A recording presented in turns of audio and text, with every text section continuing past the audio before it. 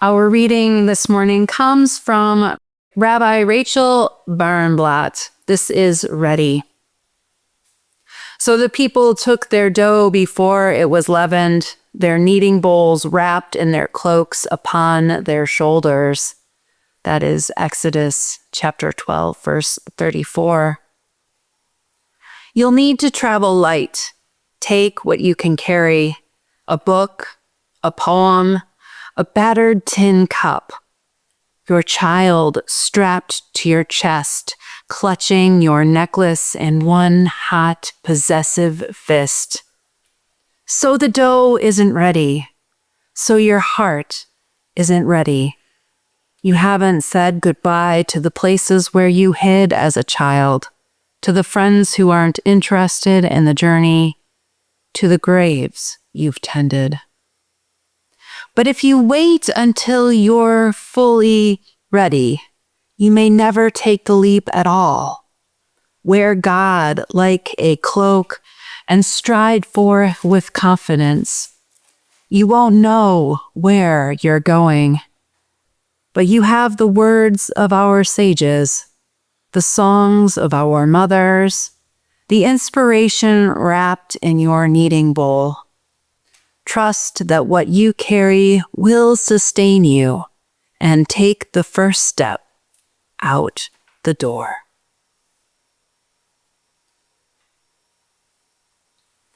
You will keep this practice forever as a statute for yourselves and your descendants.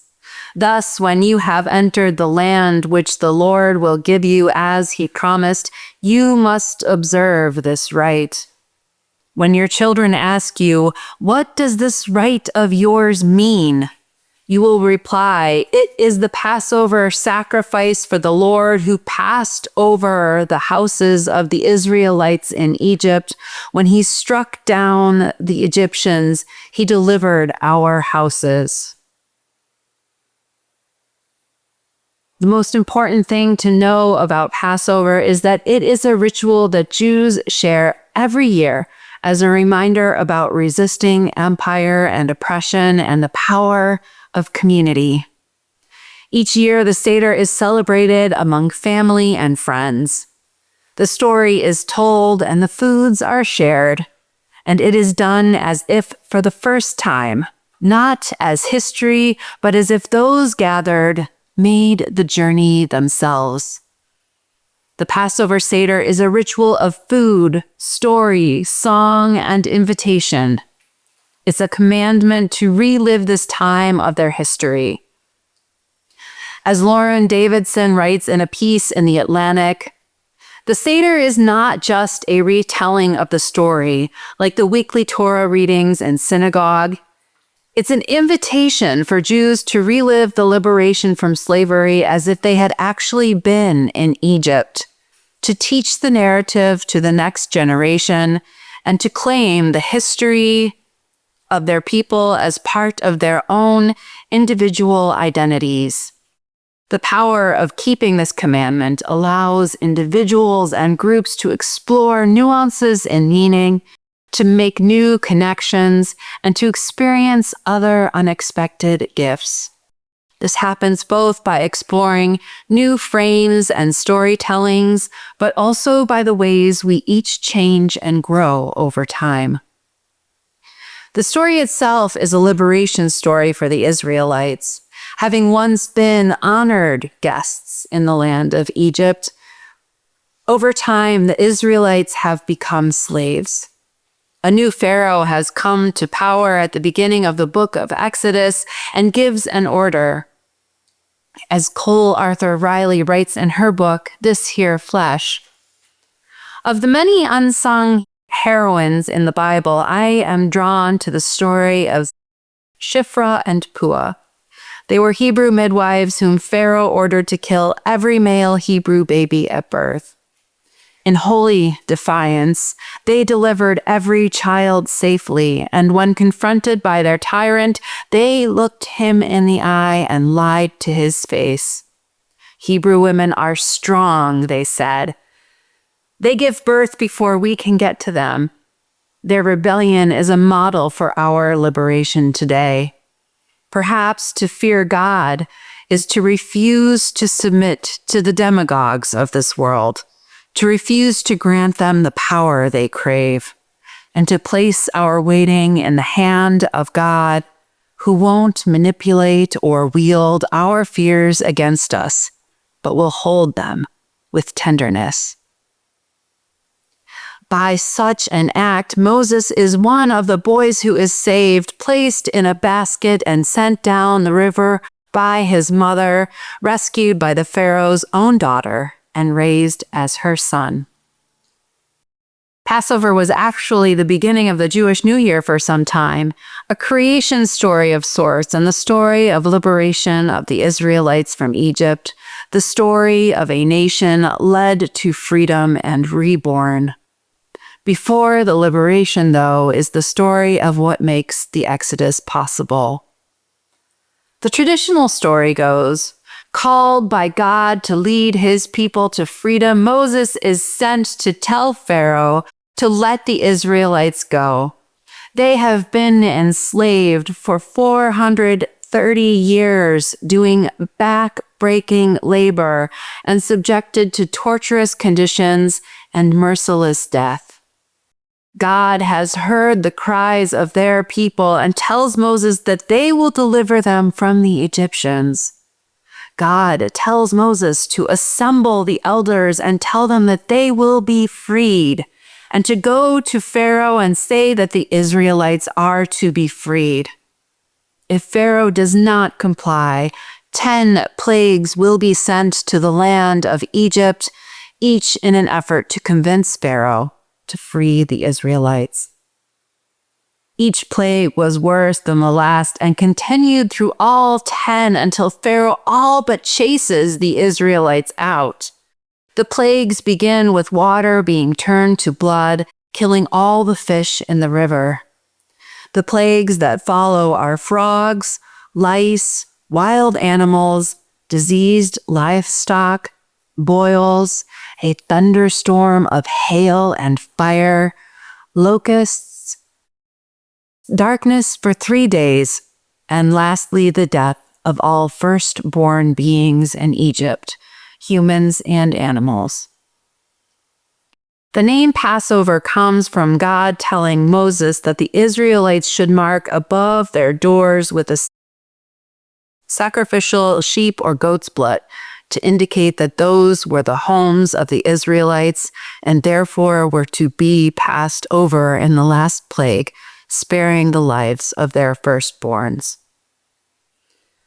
I was recently listening to an On Being podcast where Krista Tippett interviews Dr. Aviva Zornberg, a scholar of the Midrash, the commentaries of rabbis wrestling with scripture. She notes early on in the episode that the Hebrew title for the book of Exodus is Names. An interesting choice, she says, as names are mostly only offered in the beginning of the book and then kind of mostly disappear. Zornberg and others have suggested that this is a way of expressing that the Israelites have lost their sense of identity, becoming somewhat anonymous, a particular layer of this due to having become slaves. They possibly have reached some level of assimilation, despite having become slaves. So this marking above the doors is not just a way to say, save this house, but also an act of both separation and self-identification or distinction, of claiming or reclaiming their identity, but for good, as opposed to their identity having been designated as enslaved people. All the homes that participate are Israelite, the people with whom God will renew their covenant. In order to be freed, they must claim their identity. Of course, these have been a people who have lost hope after such prolonged enslavement. Even Moses, listen, Moses, argues with God for days about not being the right person to lead his people from Egypt. And not only does Moses say he's not the right man for the job, he's not convinced that the people would believe him if he were. They'd become resigned, defeated, had given up, surrendered, one might say, to their status, their role in Egyptian society. Moses couldn't imagine what he might say that would inspire his people to take the many risks that would come with being required to leave. Angela Davis said, "You have to act as if it were possible to radically transform the world, and you have to do it all the time." These words might well have been laughed at by the Israelites in Egypt. For them, no change would be coming. And yet, Moses tells them God has promised their freedom with very specific but entirely manageable instructions. The question for all of them then becomes, what are you willing to sacrifice? It might strike us as an odd question. They're enslaved people, after all. Haven't they sacrificed enough? But perhaps they haven't. Are they willing to sacrifice their resignation? How far are they willing to go for their and our liberation? Will they fear the unknown that would come with their liberation, or slavery in Egypt more? Were they willing to sacrifice their complacency, the comfort of the familiar, to be free? And what if Moses is wrong and God doesn't lead them to safety? They don't know this God, and if they are not freed by the morning, they have announced to all of Egypt that they had planned to rebel. Who would risk that backlash? Maybe it would make more sense to lose a child and hide behind their door and continue living, if it could be called that, as they had for generations. Who knows if they could even wander further beyond mourning. Although Moses is promised that he will lead his people to freedom, do they know that there is no promise that the way will be smooth or fast? They were not prepared. Turns out the road to liberation is a long and difficult one, requiring more sacrifices. God does keep their promise to their people and leads them across the land until they reach the sea. They panic at this obstacle, as now they also know that the Egyptians had again changed their minds and are following behind. Maybe they should have stayed enslaved. Why did they think they could leave? Life wasn't that bad before. And then the sea is parted and the people make their way across, and just as the last person steps onto dry land, the sea crashes back down, drowning the Egyptians who attempted to follow. They have made it. God has led them to safety. The question then becomes, but how will we eat? They're in a desert and moving around. They're not foragers. If there had even been enough to forage. Again, the idea of slavery seems appealing. The sameness, the predictability, life laid out for them fairly neatly. It is a constant fight to get them to be willing to leave that behind when all they have now is even greater uncertainty. How many of you have wondered if it was or is really worth fighting? How do we know? When do we give up our resignation, complacency, our "that's just the way it is" view? If we know it will take 40 years just to find our footing again, will we commit to doing it or just say, "Nah, I'm good"?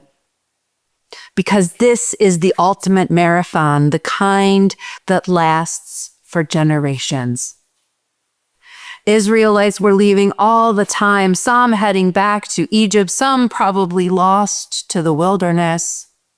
Seeing no light at the end of the tunnel, they were all too willing to return to enslavement because it was what they knew.